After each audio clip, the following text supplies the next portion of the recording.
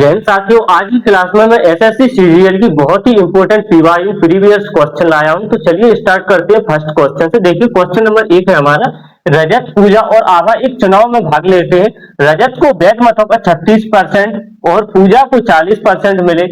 यदि कुल मतों की संख्या यानी कुल वोट 40,000 है, जिसमें से 10% अवैध है, तो आभा को प्राप्त मतों की संख्या ज्ञात कीजिए। हमें क्या बताना है, आभा को कितने वोट मिले।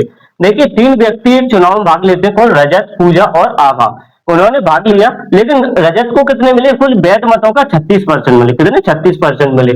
और पूजा को कितने मिले, 40% मिले। लेकिन टोटल वोट कितने थे, 40,000। टोटल वोट कितने थे, 40,000, जिसमें से 10% क्या हो गए, अवैध हो गए। देखिए टोटल वोट है हमारे पास 40,000। कितने हैं, 40,000। 40,000 टोटल वोट है। यदि 10% अवैध यानी खराब हो गए, तो अब टोटल वैध वोट कितने बचे हमारे पास, वैध वोट कितने बचेंगे, 90%। कितने बचेंगे, 90%। ये क्या है हमारे पास, वैध वोट है। क्या है, वैध वोट है, जिनमें से हमें कितना, 36% रजत को मिल गए। अगर रजत को कितने मिल गए, जैसे रजत को मिल गए 36%। कितने मिल चुके हैं, 36%। और पूजा को कितने मिल गए, पूजा को मिल गए जिसमें से 40%। किसने, 40% पूजा को मिल गए। इन्हें दोनों को टोटल कितने मिल गए, देखिए 36 और 40 कितने हो जाएंगे, 76। यानी 76% दोनों को मिल गए। तो आप बचेंगे कितने, टोटल वोट क्या होते हैं, हमेशा 100% होते हैं अपने आप में। क्या होता है, 100%। तो 100 में से अगर 76 चले गए तो बचेंगे कितने, 24%। जो 24% मिले वो ही किसे मिले हैं, आभा को मिले। किसको मिले, आभा को। तो हमें 24% की वैल्यू बतानी है। किसकी बताना है, 24% की वैल्यू हमें बताना है। परसेंट हटाएंगे तो नीचे 2 जीरो।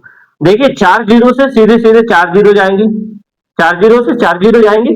अब मल्टीप्लाई कर लीजिए, 9 चौको 36 यानी 360 मल्टीप्लाई 24। 24 की मल्टीप्लाई कीजिए 360 में। देखिए 4 जीरो का 0 और 4 चंग 24 अंगी 4, हाथ की अंगी 2 और 4 तिया 12, 12 और 2 14। फिर मल्टीप्लाई लगाएंगे, 24 जीरो का, सॉरी 2 जीरो का 0 और 2 छह 12 की 2, हाथ की आ गई 1 और 2 तिया 6 और 1 7। टोटल जोड़ेंगे कितना हो गया, 0 का 0, 4 और 0 4 और 4 और 2 6 और 7 और 1 8। कितने मिले, 8640 वोट किसे मिले, आभा को मिले। कितने मिले, आभा को कितने वोट मिले, आभा को वोटों की संख्या कितनी मिली, 8640 वोट। कितने मिले, 8640। ऑप्शन में देखें तो ऑप्शन नंबर किसमें दिया है, हमें सी वाले में दिया है, तो सी वाला हमारा करेक्ट आंसर हो जाएगा। क्लियर हुआ, आया समझ में, आया समझ में। बहुत ही इंपॉर्टेंट क्वेश्चन था, एसएससी सीजीएल 2025 में पूछा गया क्वेश्चन। दिया है हमें, क्या रहा है, 28 संतरों का क्रय मूल्य 24 संतरों के विक्रय मूल्य के बराबर है, तो लाभ या हानि प्रतिशत बताइए। देखिए एसएससी सीजीएल 2025 का क्वेश्चन है, ये हमें ऑप्शन दिए हैं। क्वेश्चन कह रहा है, यदि 28 संतरों का क्रय मूल्य 24 संतरों के विक्रय मूल्य के बराबर है, तो लाभ या हानि बताइए। देखिए 28 संतरों का क्या है, क्रय मूल्य यानी सीपी है। क्या है, क्रय मूल्य यानी सीपी, वो बराबर किसके है, 24 संतरों के एसपी यानी विक्रय मूल्य के बराबर है। किसकी, विक्रय मूल्य के बराबर है। यहाँ से क्या करेंगे हम, सीपी और एसपी का रेशियो निकालेंगे। कैसे, सीपी और एसयू का। किसकी, सीपी और एसपी का, सीपी और एसपी का रेशियो निकालेंगे। तो सीपी का रेशियो कैसे निकालेंगे, अगर दोनों बराबर दिए हमें तो क्या करेंगे हम, देखिए जो सीपी के सामने है वो क्या होती है, सीपी की वैल्यू होती है, यानी सीपी की वैल्यू कितनी हो जाएगी, 24 रुपए क्या किया उसने, किराया मूल्य किया। और देखिए 28 एसपी के सामने कितना है, एसपी के सामने कितना है, 28 है। सीपी के सामने 24 है, कितना है, 28, यानी 28 रुपए में क्या किया, बेचा है। देखिए 24 की चीज जब वो 28 में बेचेगा तो क्या होगा, लाभ होगा। क्या होगा, लाभ होगा। कितने का लाभ होगा, 4 का। कितने का, 4 का। यानी 4 का लाभ हुआ, किस पे हुआ, 24 पे। किस पे हुआ, 24 पे। परसेंट के लिए 100, 4 से काटेंगे, 4 6 24 और 2 से काटा 50 बार, 2 से काटा 3 बार। कितनी बार, 3 बार। तो क्या आ गया, 50/3। 50/3 का ही मतलब क्या होता है, 16 सही 2/3%। कितना होता है, 16 सही 2/3% का क्या हुआ, उसे प्रॉफिट हुआ। देखिए 16 3 48, 48 2 50/3। ऑप्शन नंबर देखें तो ऑप्शन किस में दिया है हमें, ऑप्शन नंबर 1 में दिया है। ऑप्शन नंबर ए वाला हमारा करेक्ट आंसर हो जाएगा। क्लियर हुआ, आया समझ में। देखिए जब भी आमने सामने दिए हों, क्या देखिए जैसे दिया है 28 सीपी बराबर क्या दिया है हमें 24 एसपी दिया है। तो आमने सामने की वैल्यू क्या होती है, एक दूसरे पे होते हैं। अगर हम रेशियो में लेना चाहते हैं तो क्या होती है, एक दूसरे के आमने सामने की वैल्यू होती है। जैसे कि सीपी की वैल्यू कितनी हो जाएगी 24 और एसपी की वैल्यू कितनी हो जाएगी 28 हो जाएगी। 24 की चीज 28 में वैसे कितने का लाभ कमाया, 4 का। किस पे कमाया, 24 पे कमाया। तो कितना लाभ हुआ उसे, 16 सही 2/3% का क्या हुआ, लाभ होगा। देखिए नेक्स्ट क्वेश्चन, क्वेश्चन दिया है हमें, कह रहा है कि रवि ने 12,000 रुपए 2 वर्षों के लिए चक्रवृद्धि ब्याज दर पर उधार लिए। पहले वर्ष ब्याज की दर 5% और दूसरे वर्ष 10% की दर से दोनों वर्ष का चक्रवृद्धि ब्याज बताइए। दोनों वर्ष का क्या बताना है हमें, ब्याज बताना है।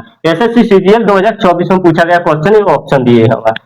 देखिए क्या कह रहा है कि रवि ने 12,000 रुपए की धनराशि लिया है, क्या है 12,000 रुपए की धनराशि ली, किस पे, चक्रवृद्धि ब्याज पर। लेकिन पहले वर्ष दर क्या दी है 5% और दूसरे वर्ष कितनी दी है 10% दी है। यानी पहले वर्ष क्या दी है दर हमें, पहले वर्ष दर देखी जाए तो कितनी दी गई है उसमें 5%। कितनी दी गई 5%। 5% का फ्रैक्शन क्या होता है, 5% का फ्रैक्शन होता है 1/20। कितना होता है, 1/20 होता है।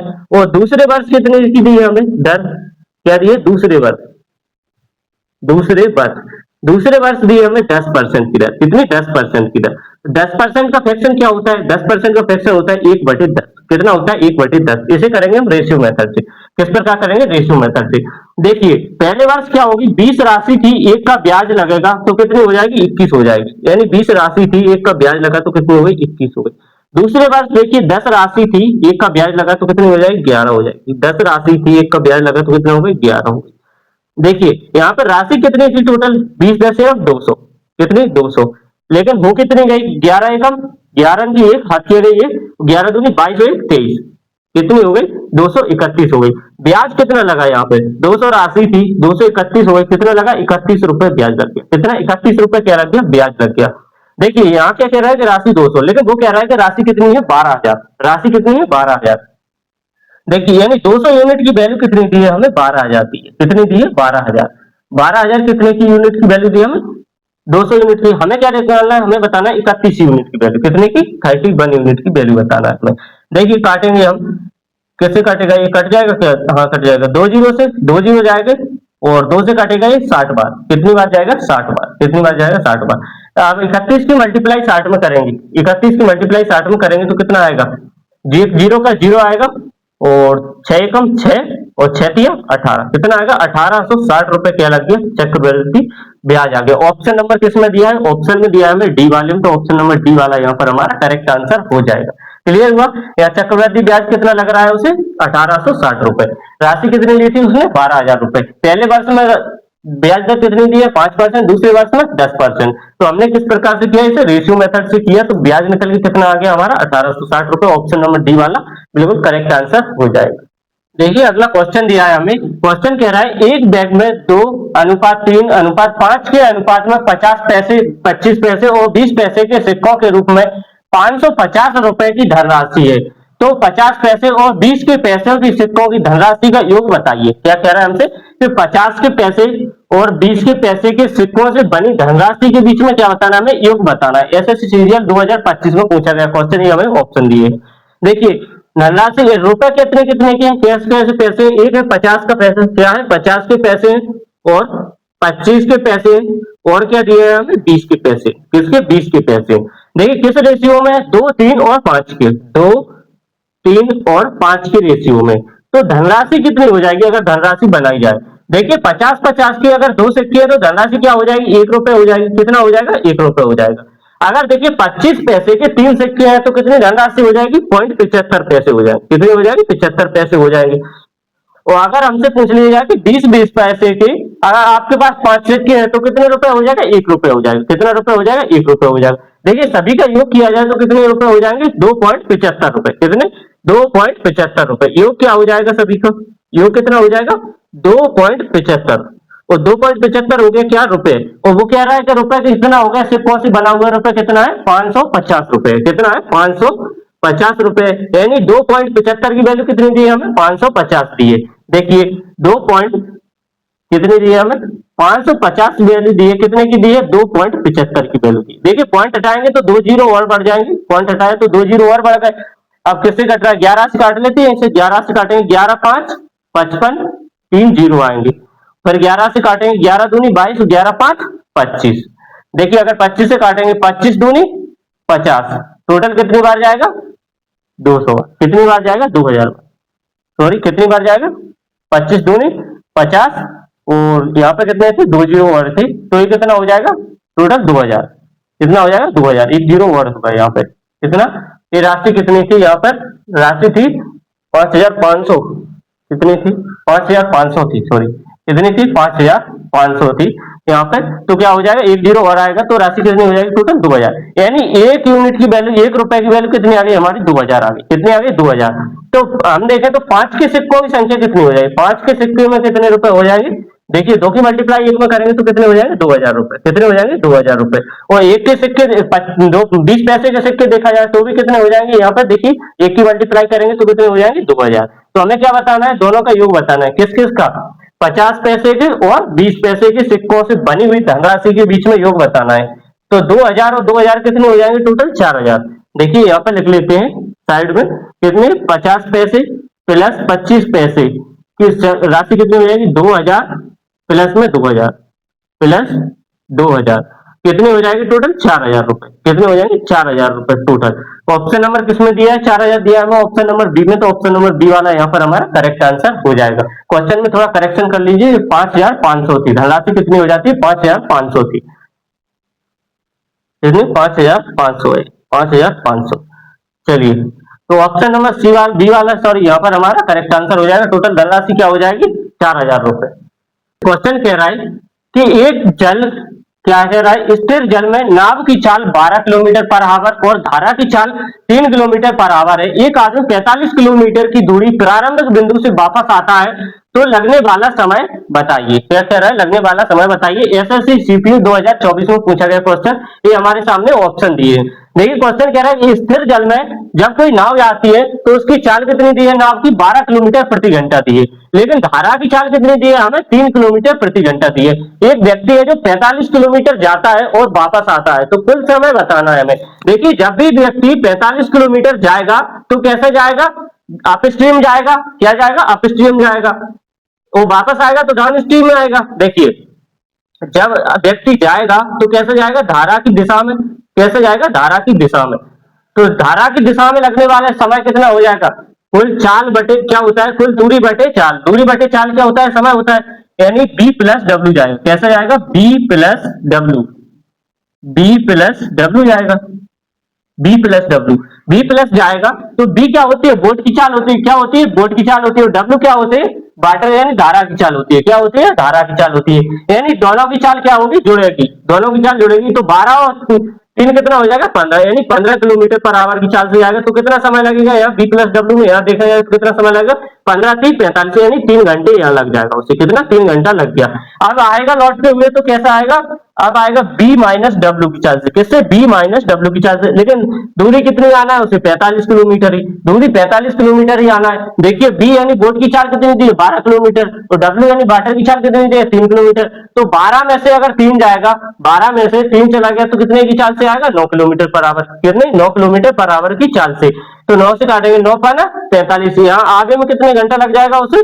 5 घंटा लग जाएगा। तो हमसे पूछा है उसने कुल लगने वाला कुल समय बताइए, क्योंकि क्या कह रहा है? प्रारंभिक बिंदु से वापस आता है। प्रारंभ बिंदु से वापस आता है यानी जाएगा और फिर वापस आएगा। तो टोटल लगने वाला समय कितना हो जाएगा? 3 और 5 कितना हो जाएगा? टोटल 8 घंटे का समय लग जाएगा। कितना लग जाएगा? 8 घंटा समय। ऑप्शन नंबर किस में दिया है? ऑप्शन नंबर सी वाले में दिया है। ऑप्शन नंबर सी वाला यहाँ पर हमारा करेक्ट आंसर हो जाएगा।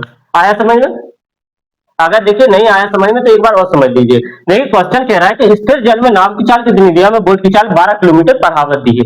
और देखिए धारा की चाल कितनी दी है? 3 किलोमीटर पर आवर दी है। अगर कोई व्यक्ति 45 किलोमीटर जाता है और वापस आता है तो लगने वाला समय बताइए हमें।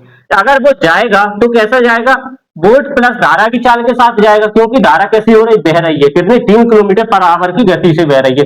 तो क्या होगी? उसकी चाल बढ़ जाएगी। कितनी हो जाएगी? 12 और 3 15 हो जाएगी। कितनी हो जाएगी? 15 हो जाएगी। यानी 15 30 45, यहाँ कितने लगेंगे? 3 घंटे लगेंगे। किसमें? जाने में। और आने में समय कितना लगेगा? B minus W. यानी देखिए धारा बह रही है इस साइड में, लेकिन आ रहा है अपोजिट साइड में। क्या आ रहा है? अपोजिट साइड में, यानी तो धारा तो चाल कितनी हो जाएगी, 12 में 3 9 किलोमीटर प्रति आवर। 9 का ना 45 5 घंटा यहाँ लग जाएंगे, तो टोटल कितना लग गया 8 घंटा। ऑप्शन नंबर सी वाला हमारा करेक्ट आंसर हो जाएगा। ये नेक्स्ट क्वेश्चन, अगला क्वेश्चन दिया है, जब m को 7 से विभाजित किया जाता है तो शेषफल 5 प्राप्त होता है, और जब 3m को 7 से विभाजित किया जाता है तो शेषफल क्या होगा। क्या कह रहा है, यहाँ जब कोई संख्या है m है, संख्या क्या दी गई है हमें, m दी गई है, उसे 7 से विभाजित किया जाता है तो शेषफल के रूप में क्या बचता है, रिमाइंडर हमें 5 प्राप्त होता है। कितना, रिमाइंडर 5 प्राप्त होता है। जब 3m को 7 से ही विभाजित किया जाता है तो क्या बताना है, हमें रिमाइंडर बताना है, यानी रिमाइंडर क्या होगा। एसएससी सीरियल 2025 में पूछा गया क्वेश्चन, ये हमारे सामने ऑप्शन दिए गए।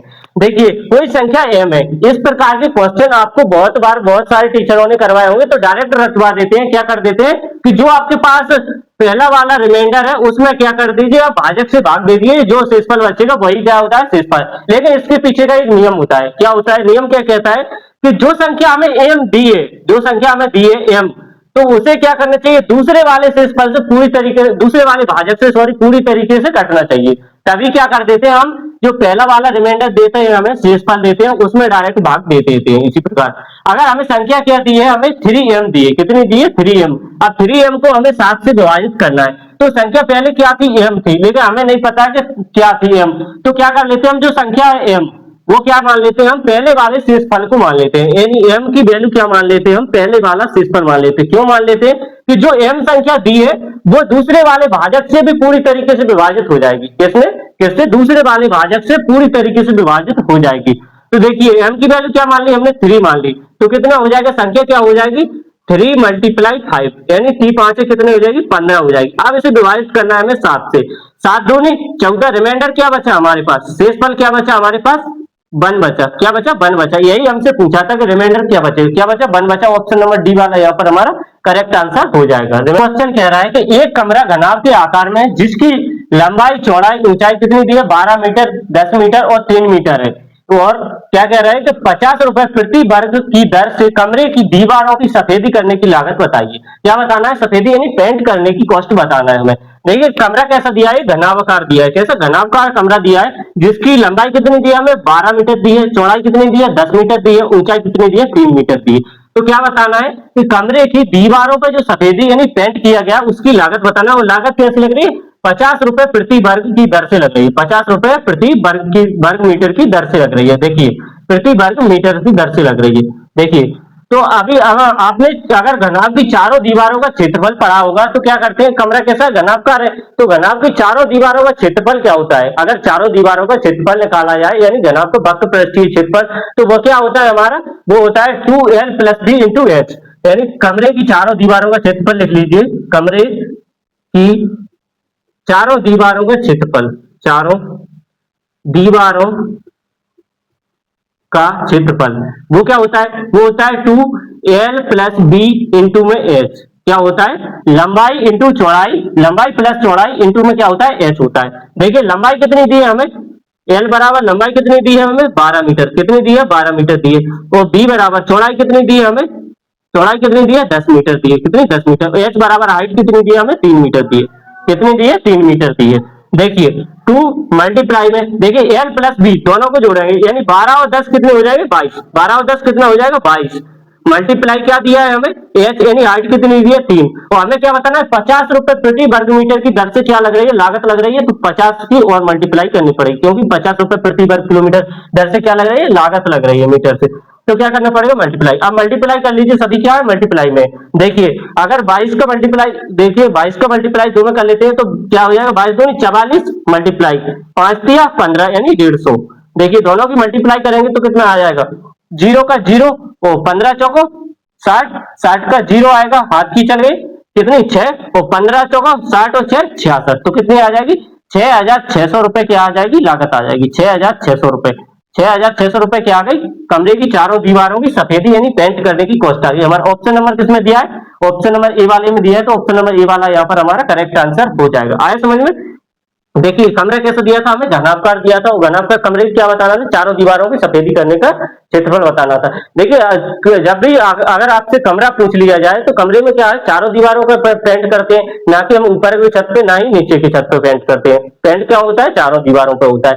तो हमसे क्या पूछा है, घनाभ के वक्रपृष्ठीय क्षेत्रफल, क्या वक्रपृष्ठीय क्षेत्रफल जो क्या होता है 2l प्लस बी इंटू में एच होता है। देखिए यहाँ पर कमरे की चारों दीवारों का क्षेत्रफल भी बोला जाता है, इसे क्या बोला जाता है 2 कोष्टक में एल प्लस बी इंटू में एच। तो इसमें हमने L plus B into H का मान रखा और लागत कितनी लग रही है 50 रुपए प्रति वर्ग मीटर की दर से लागत लग रही है, 50 को मल्टीप्लाई कर दिया तो कितनी कॉस्ट आ गई टोटल सफेदी पेंट करने की लागत आ गई किसकी 6,600 रुपए। ऑप्शन नंबर ए वाला यहाँ पर हमारा करेक्ट आंसर हो जाएगा। यहीं पर आज की क्लास को हम समाप्त करते हैं। चलिए मिलते हैं कल नेक्स्ट क्लास के साथ, जिसमें कि बहुत ही इंपॉर्टेंट मैंने पीवाईक्यू करवाए एसएससी सीजीएल और सीपीयू के आपके लिए। चलिए मिलते हैं कल की नेक्स्ट क्लास के साथ और क्लास को लाइक कर दीजिए, जिसने भी चैनल को सब्सक्राइब नहीं किया तो चैनल को सब्सक्राइब जरूर कर लीजिए।